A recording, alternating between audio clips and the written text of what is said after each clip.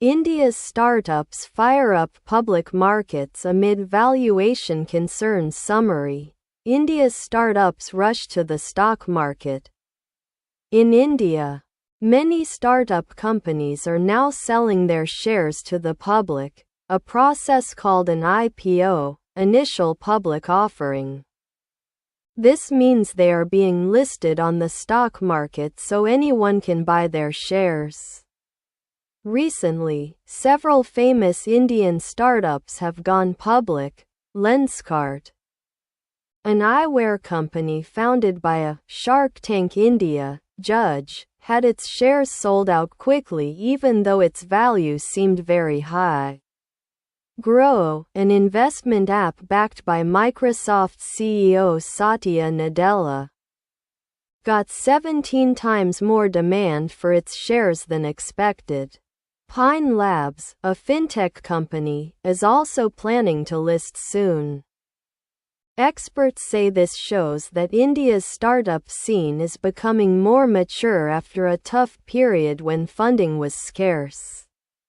These IPOs are giving early investors, such as venture capital firms, a chance to cash out their profits.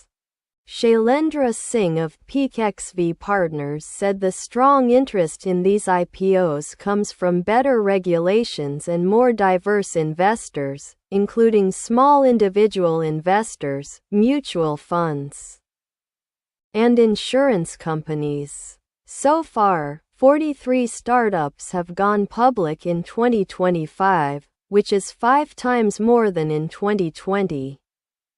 However, some experts warn that these companies may be overvalued, meaning their share prices might be too high. This could make it hard for new investors to earn profits after the IPO. Still, others believe that today's successful startups are focusing more on profitability, sustainability, and good governance rather than just fast growth. According to data from Traction, the number of startups closing down has dropped sharply. Only 724 shut down in 2025, compared to nearly 4,000 in 2024. Even though private investment is lower than the record levels of 2021, investors are now choosing better quality companies that use money wisely. Experts say this new focus on careful spending and long-term thinking is good for the future of India's startup ecosystem.